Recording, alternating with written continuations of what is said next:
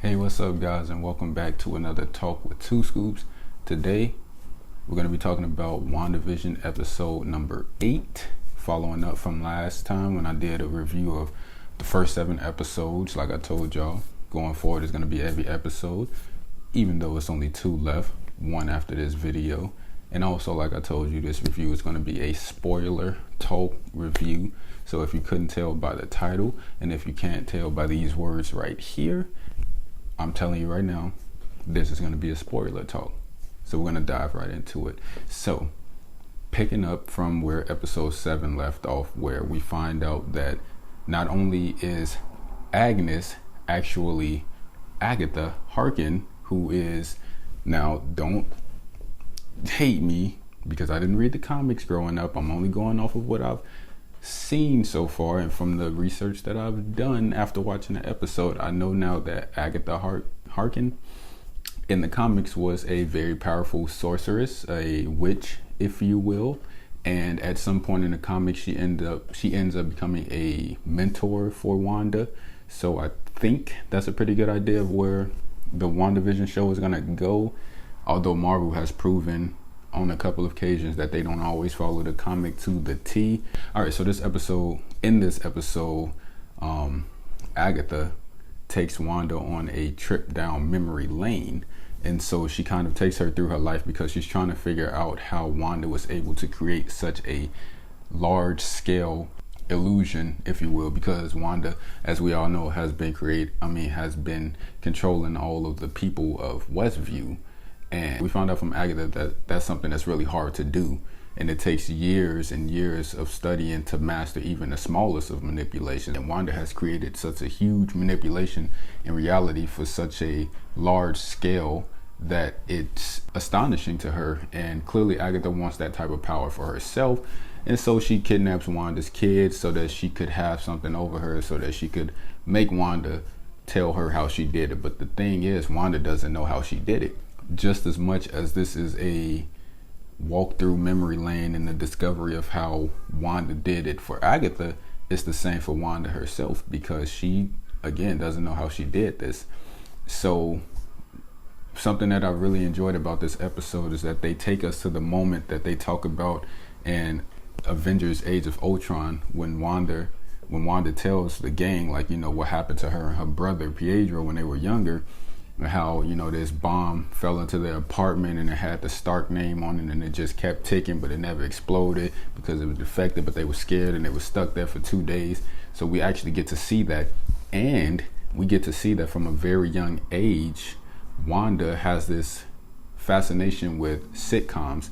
Now, it might be because of the situation that they come from. I think it was during the Cold War. A lot of violence, a lot of killing, a lot of just ugliness surrounded them.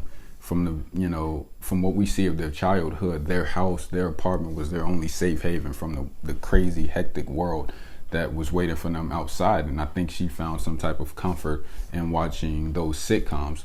And then we also see later on in the episode, when we see a very intimate moment between Wanda and Vision, he asks her, how does she know that a character doesn't get hurt in a show? And she tells him, it's not that type of show. And so that kind of gives us an idea of, 1, why she likes sitcoms, and 2, why this world that she's created, even though it was unknowingly, became a sitcom, because that's a comfort zone for her. That's somewhere where she feels safe, where no matter what the situation is, at the end of the day, there's a happy ending. And to be honest, I really like that, because that's the reason I was literally just explaining to somebody, who was it? I think it was my girlfriend, why I enjoy sitcoms so much. Of all genres, I've always been drawn towards comedy, because I believe that there's so much ugliness in the world, and sometimes it's just nice to be able to dive into a reality where, no matter what the situation is, at the end of the day, it's gonna be a happy end. Versus another show that I like Grey's Anatomy, which I talk about a lot. It's like just this endless whirlpool of emotions and death and disaster, and sometimes you just need some way to escape all of that. You need to get yourself into a world where things just are okay. All of that to say, I can relate to Wanda and why she was drawn towards sitcoms, and now we finally know that that's why the world that she's created unknowingly is basically a sitcom, because that's what she grew up in. We also find out that Wanda is the Scarlet Witch, which I won't say we find out. We already knew that, but this is the first time in the MCU that she's been addressed as the Scarlet Witch.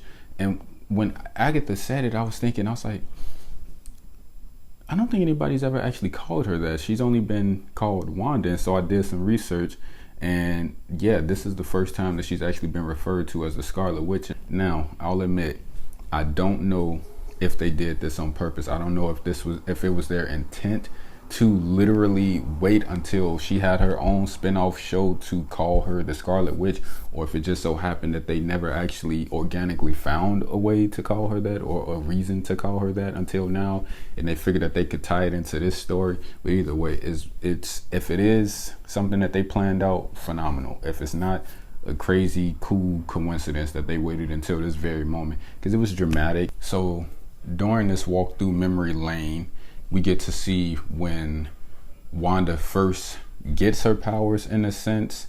We get to kind of get a glimpse at how they use the Mind Stone to give her the powers. And we see this memory that Wanda has of when she's interacting with the Mind Stone, and she sees this lady kind of coming down to her. And I think that might be her mother or something, because from what I read in the comics, the Scarlet Witch is a title that's passed down. It's not just one person. It's like a hereditary thing, just that powerful witch of that time. That's the name that she's given. So I think that might have been the passing of the torch of the powers to her. I think she already had powers, but that was like the moment where she gained her full potential or something. I don't know. Don't kill me. I'm just, observing off of what I know. I'm sure there's people out there that know a lot more than I do. If you are one of those people, leave a comment. Let me know, because I'm genuinely interested. And it's kind of hard to find like straightforward answers, because the comics just go, they say one thing one moment, then, years later they kind of go back and reboot it and rewrite it. So I'm interested to know what other people think that situation was. But that's what I think it was, like the passing of the torch of the Scarlet Witch title.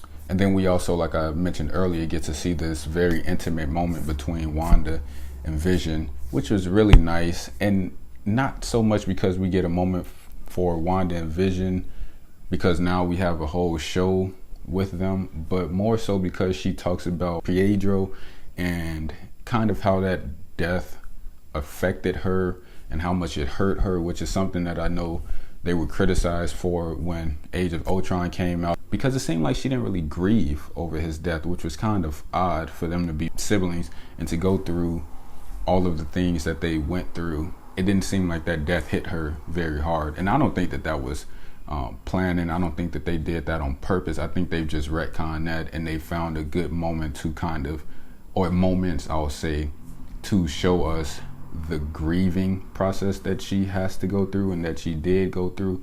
But anyway, we also get to see when she goes to visit Vision in the SWORD headquarters, and we get to see the director Dick.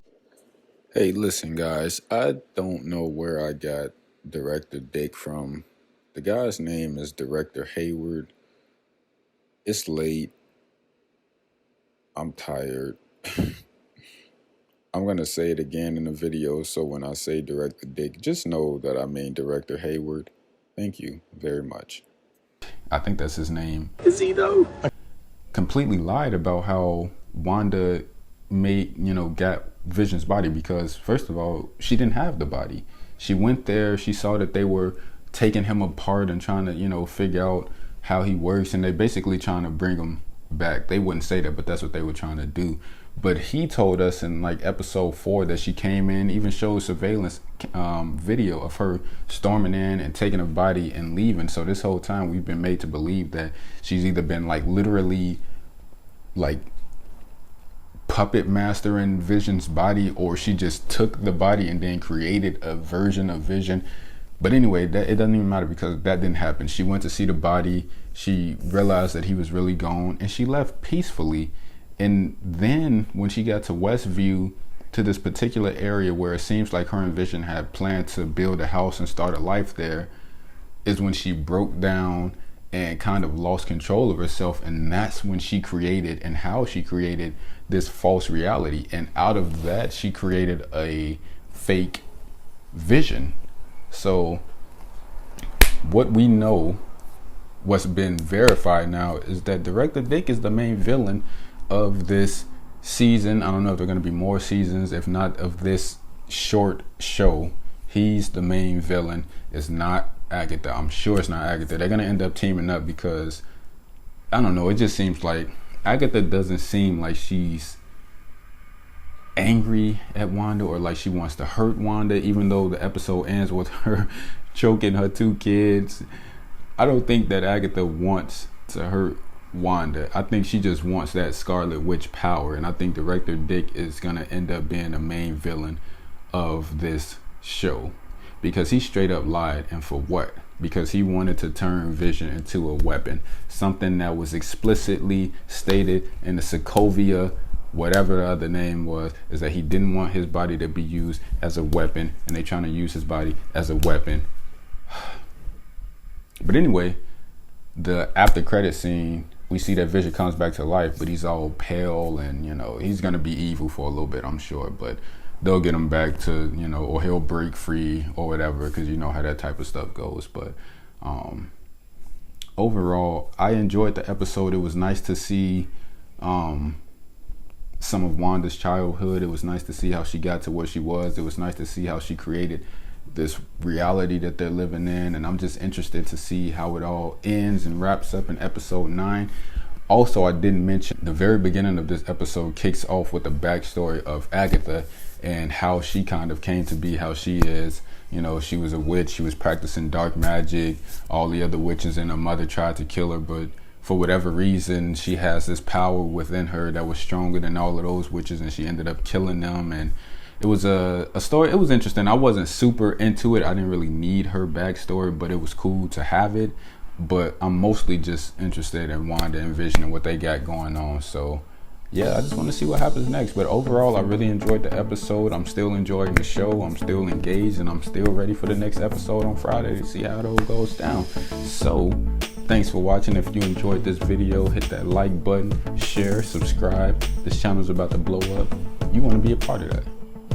See you next time.